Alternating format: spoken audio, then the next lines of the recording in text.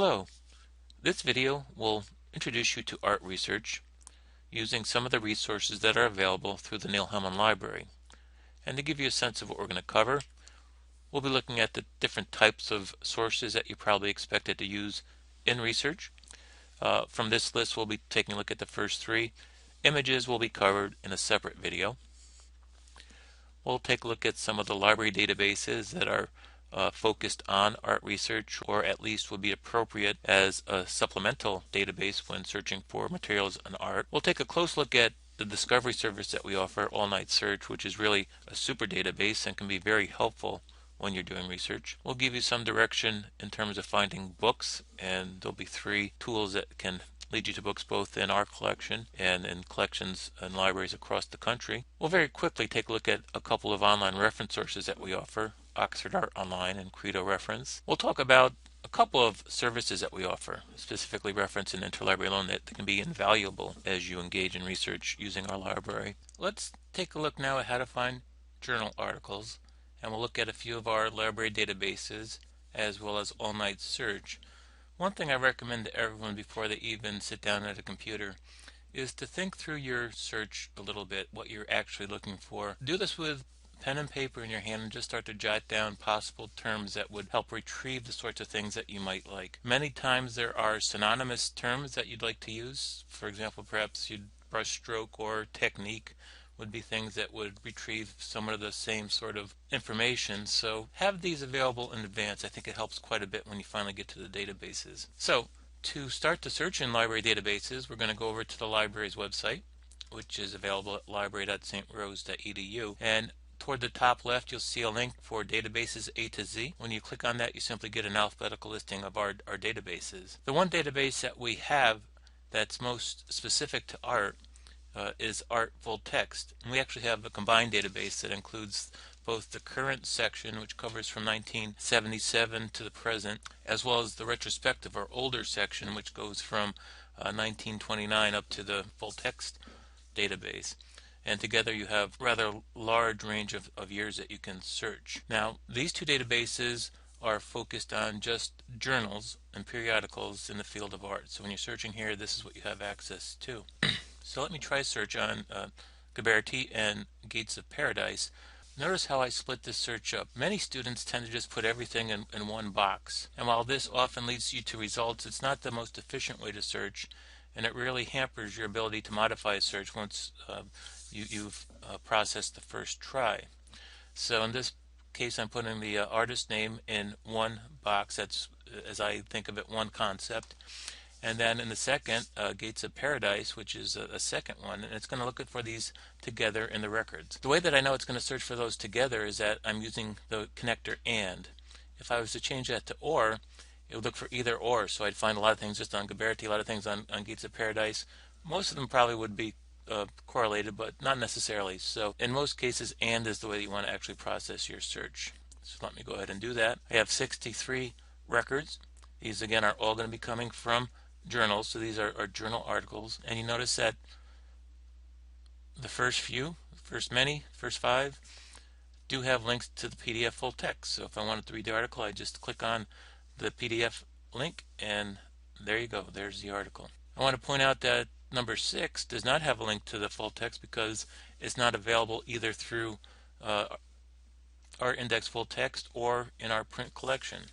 So in this case, you can make use of one of our services that I mentioned earlier on, interlibrary loan. And let's just cover that now since we're at that point. So anytime I say link for interlibrary loan, I can just click on that, which is going to bring me to our interlibrary loan interface. If you don't have an account, just click on first time users and set one up for yourself and you'll be ready to go. But when I log into my account, notice that it then brings over all the information from that journal article. So all I have to do is submit the request and it will go to our interlibrary loan department, and those folks will try to retrieve a copy from another library. What's great about articles is that most of the time we actually receive a scanned copy of the article, and in most cases within a couple of days you should receive an email that says that your article is ready. It provides a link. You can just click on that and there you have the PDF copy of the article that you're requesting. So it's very easy to use. Okay, at this point I would like to just show you a couple of very simple ways that you can start to modify your initial search. 63 is not a huge set, but sometimes when you first do your search you wind up with hundreds or thousands of documents. And one very easy way to start to really focus in on the results that will be helpful to you is to use the drop down for the field indicator. And what I often like to do is search for my terms as title terms, which simply means they have to appear in the title of the article or the book. In this case, it would be just the articles. So let me do that search, and you'll notice that it's cut my set down from 63 to 9. And as I look through these, each of them should have Gabberty as part of the title. If I still need to search a little bit more focused, I can do the same on my second or subsequent terms and keep working my way down that way. In this case, I have 5 documents that have both Gabberty and Gates of Paradise as the title. So in most cases, you're going to find something that's very specific. And this sort of searching is common across all of our databases. So you always can start to narrow your search by narrowing to title. Other ways that you can narrow would be by subject, if you know the subject term, or by abstract in databases that include a description or abstract of the title. That's another way to become more specific. Now, at this point, since we've done a quick search in Art Index full text and Art Retrospective, I want to just compare that search to one that we might do in All Night Search. And it is available as a link from our A to Z database link. I just wanted to point out as well that All Night Search does show up front and center on our web page. Although I don't like to use the one search box when I'm searching All Night Search, I always go to Advanced Search, and that's what I would recommend you do as well. So I can do the same search here, and let's just compare the results. So notice that the interface looks almost exactly the same as our index, but the thing to be aware is that All Night Search is a discovery service, and what this means is that when we do one search in All Night Search, we actually are searching in our 100 or so databases as well as additional information. So it's really searching a much larger universe of information. What's nice, however, is that the universe is pretty self-contained in terms of being academic resources. So it's not like Google, where you're really searching a large percentage of the web, and you're getting a mixture of things that are really appropriate for academic research, along with things that probably are not. So All Night Search kind of helps you focus your results on things that are likely to be applicable for your research on the college level. So notice I did limit this to title just as I did in my final search in Art Index, and that retrieved 5 documents. Within All Night Search, when I do this search, I have 14, so I have a few more. One important thing to realize about All Night Search is that by default it will return results only for those things that we have access to, either in our printed collection or through online links. When you do a search in our index, on the other hand, it searches the whole database. That's why when we initially did our search, we found some records that actually had a link to the interlibrary loan interface. You should not find those on your first time through an all-night search. However, there is a way to then include those in your search if you wanted to broaden that. And to do that, you would just remove the limiter, which is set by default. It says available in library collection. And when you do that, it increases the number in your set, in this case from 14 to 16. And somewhere in this set you should see the link to the interlibrary loan documents that had initially been left out. One other thing I wanted to point out is that All Night Search includes our book collection. So in this case we have a book called The Gates of Paradise, Lorenzo Gabberty's Renaissance masterpiece, and it shows you where it is. This is in our basement stacks and it's available. So it's an easy way to find both journal articles and books in one search. One other thing that you'll find useful when using All Night Search are what is called facets. These are the different categories that show up on the left-hand side of your results list, and it's a very easy way to start to narrow down your search if you're finding too many or if you need something very specific. For example, your teacher might have indicated that peer-reviewed really is something you want to be searching for when you're looking for articles. This is an indication that an article has undergone a process of review, and usually these things can be considered much more authoritative than those that perhaps have not gone through this process. Very easy to do that. I just click on the peer-reviewed facet, and it's cut my set down from 16 to 6, and these 6 are all peer-reviewed articles that I should have access to. So it's a quick and an easy way to start to really focus in your search and find things that are useful to you. JSTOR is the other database that I included in our list of databases that might help for art research. I'm not going to spend time in this video actually visiting JSTOR, but the thing to be aware of is that JSTOR is unique in that it provides access back to volume 1 of each of the journals that it includes, and there are some journals that are focused on art within JSTOR. At the end of this video, I will point out some additional resources that may be of interest to you if you want to learn a little bit more about JSTOR.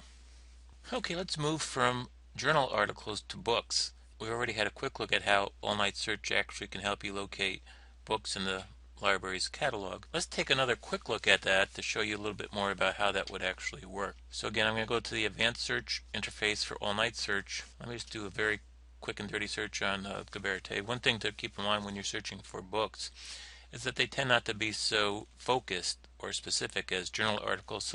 So sometimes you need to kind of back up one layer and do a little bit more broad search when you're searching for books on a particular topic. For example, if I was looking for Gates of Paradise, I might very well find things written about that within a book on Gaberte, but the record itself might not mention that particular work. So that's just something that you should keep in mind.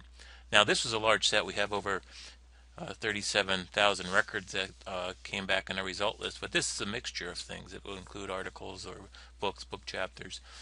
The quick way to actually limit this to books in our collection is to use one of the facets that says catalog only. And when I do that, it's going to cut my search down from a very large set to only 7. One thing to be aware of is that our catalog does include our ebook collection as well. We have about 100,000 ebooks. So what we're seeing now are those results that may be our printed collection, or you might find things in this list from our ebook collection as well. And notice that it does give you an indication of the call number and where it's located in the library and whether it's available or not.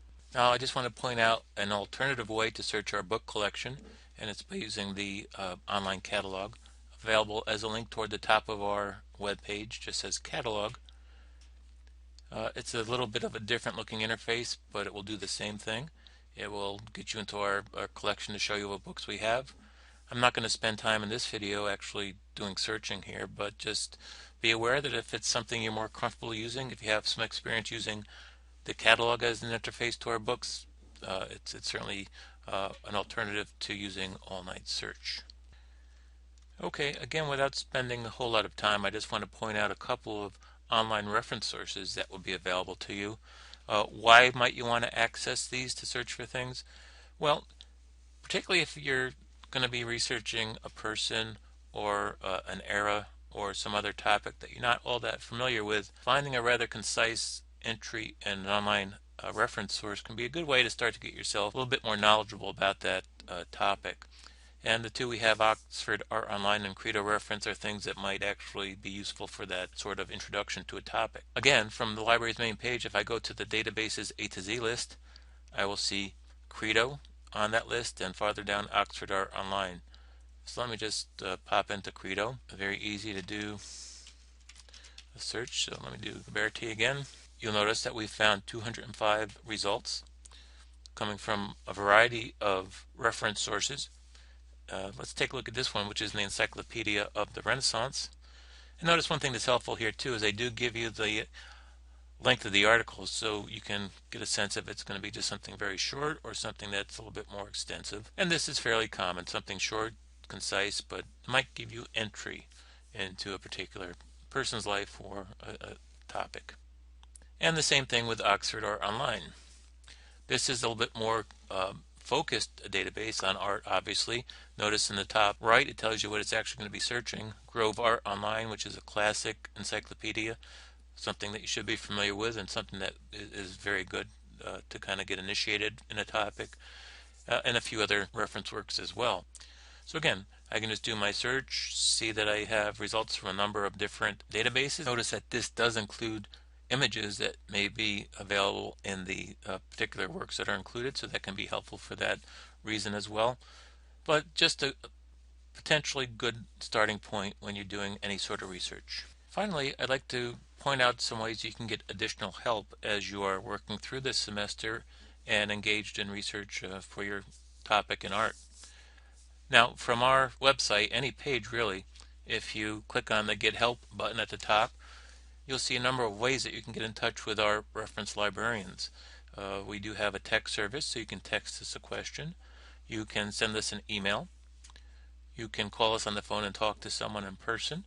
Drop in, obviously, whenever the library is open. You'll find the reference librarian working. Or we have a box that you can use to submit your questions also. There's all types of ways you can get in touch with it. So never let yourself get to the point where you're so frustrated that you don't know where to go next. We're here to give you a hand, so please make use of our reference services whenever you need to. The other way that you can get some additional help in terms of using any of our resources is by starting out at that toolkit page. That's library.strose.edu toolkit. That's where you started with this video. On the left hand side there is a section that has been set up for your course AHI 285. Notice that there's additional videos that aren't assigned for this particular week. So if you wanted some more help, for example, using all-night search, check out our video number 2 on all-night search.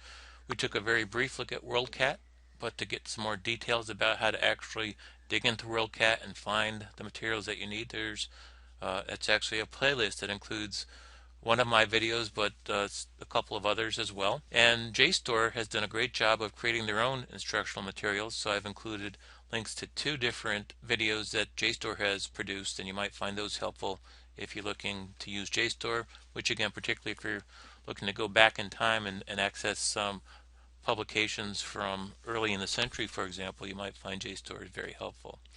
So that's it. We're concluded with this video. Good luck as you work through your research this semester, and please let us know if there's anything we can do to give you a hand. Thanks very much.